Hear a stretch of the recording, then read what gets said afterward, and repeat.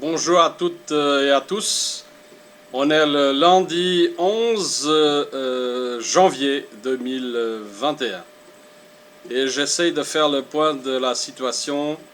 Évidemment, on est toujours en plein Covid et le plan annonce la Covid-21 début février, donc attendez-vous à une Covid-21 qui sera probablement terrible, qui va tuer tout le monde. Il n'y a personne qui va échapper, vous inquiétez pas. On sera toujours là pour en parler. Bon, l'actualité est assez chargée, comme toujours, et on n'arrive pas à sortir de cette crise mondiale. Évidemment, il y a eu aux États-Unis cette invasion du Capitole, soi-disant par les amis de Trump. Ce qui est étrange, c'est qu'on a ouvert les portes, la police a laissé passer les manifestants qui ont entré dans le Capitole comme si on allait visiter un musée. J'ai vu les images, c'est assez extraordinaire, la police laisse passer, la police appelle les gens à rentrer. Donc on se demande ce que faisait la police. Si c'est pas un coup monté, ça y ressemble quand même fortement. Il semblerait quand même que malgré tout, l'élection américaine n'est pas tout à fait jouée quand même. On va voir si Biden est président ou sera président un jour. Moi, je ne suis pas complètement sûr, on verra bien. L'avenir le dira. Revenons en Europe. Ici, comme vous savez, je suis à Genève. Nos voisins français vont bientôt confiner, ça c'est quasiment acquis. Le Portugal va confiner, d'autres pays sont en train de le faire. Et on essaye de nous inquiéter avec le nouveau virus anglais. Moi, j'ai un scoop à vous informer. Pour moi, le virus anglais n'est rien d'autre qu'une grippe.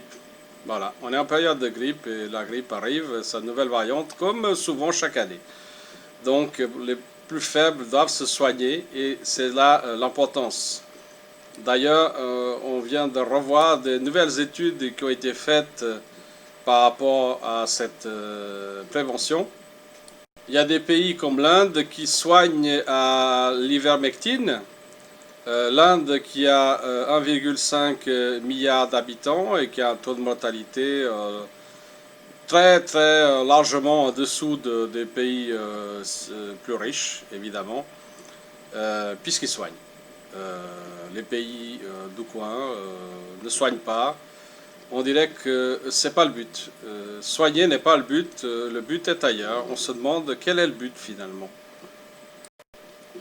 Suite au recours du Conseil d'État en France, donc, l'attestation pour se déplacer n'était pas obligatoire. Évidemment, cette information n'a pas été donnée par les médias mainstream, mais uniquement par un média qui est, à mon sens, le plus sérieux actuellement en France, qui est France Soir. Donc je vous conseille vivement de lire francesoir.fr et écouter, évidemment, il y a un certain nombre de médias, notamment sur YouTube, avec les bonnes informations. Je ne vais pas tous les citer, mais vous en trouverez quand même quelques-uns. Mais cette information-là a été donnée par France Soir. Et j'ai une autre information, celle-là aussi assez importante. Une autre information qui a pas été donnée par les médias traditionnels, qui est arrivé l'avant-dernier dimanche de décembre. À Taïwan, une usine a explosé, semble-t-il de façon naturelle. Une explosion, c'est complètement naturel, semble-t-il. Et figurez-vous, qu'est-ce qui était produit dans cette usine? C'est assez extraordinaire. C'est la deuxième plus grande usine au monde d'hydroxychloroquine. Tiens. Les médicaments ennemis des pharmaceutiques, et on a explosé l'usine. Voilà ce qui arrive. Mes amis, on est dans ce monde. Suite aux événements aux États-Unis, on a censuré des dizaines de personnes, personnalités importantes comme Donald Trump, et on a censuré en tout environ 4,5 millions de personnes.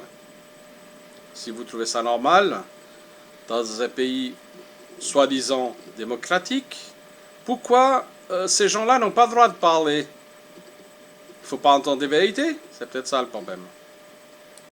Encore des bonnes nouvelles. Ce lundi 11 janvier. Essentiellement en Suisse alémanique, beaucoup de restaurants ont décidé d'ouvrir. En tout, environ 300 établissements ont décidé d'ouvrir contre l'avis du gouvernement. Un autre événement se prépare en France. Un restaurateur a décidé de demander à ses collègues d'ouvrir le 1er février. D'ici là, il va négocier avec les autorités.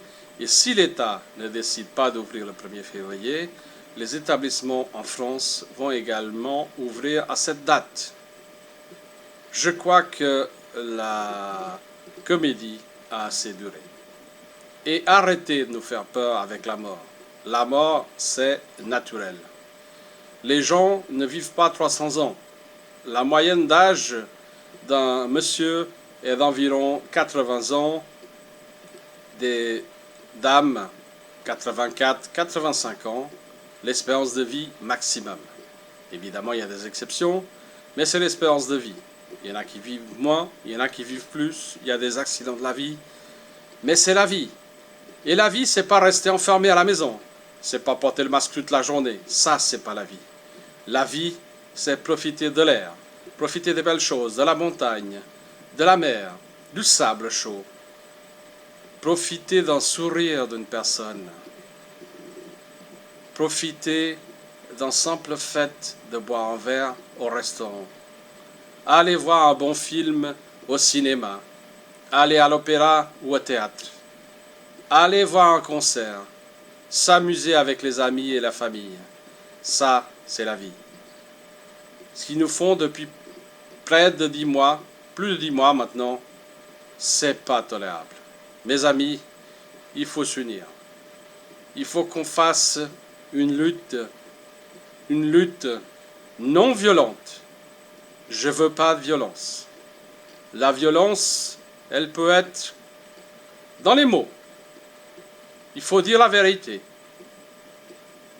Et quand j'interviens sur Facebook, par exemple, je vois plein de contradicteurs qui m'agressent.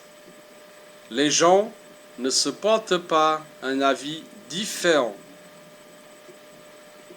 Sincèrement, moi je respecte l'avis de certains, ou je respecte même l'avis de tout le monde, mais je ne supporte pas, évidemment, qu'on fasse des critiques abusives ou qu'on insulte. Je ne supporte pas qu'on insulte. Évidemment, moi je suis très peu susceptible. Mais il y a plein de milliers de gens dans ces réseaux qui souffrent de cette violence verbale et écrite. Il faut que ça cesse. Si vous n'avez rien d'autre à faire, si vous n'avez rien d'autre à faire, ne venez pas insulter les gens sur Internet. Merci.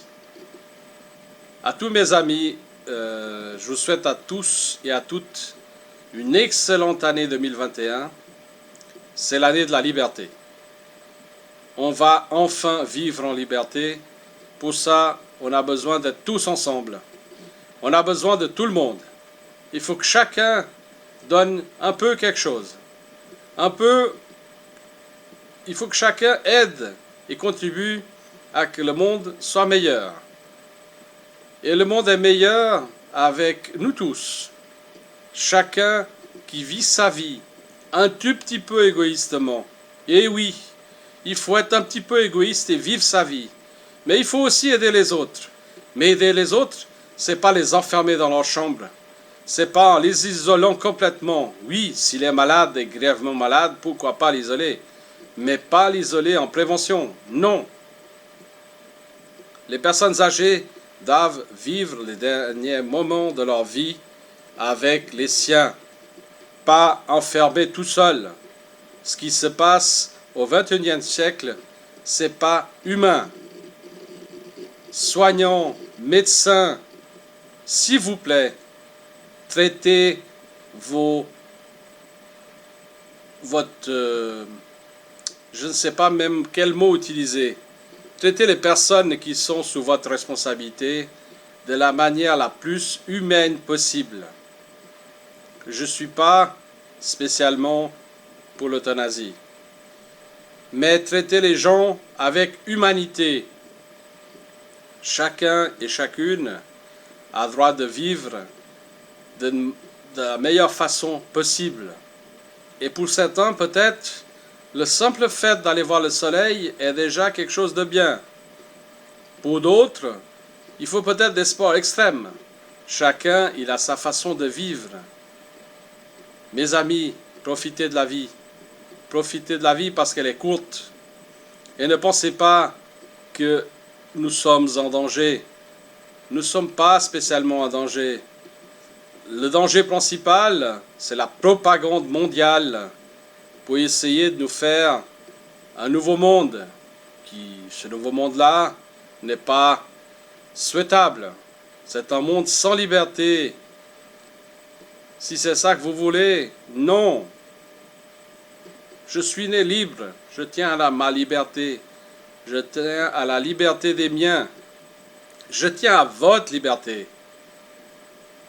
À bientôt et bonne année 2021.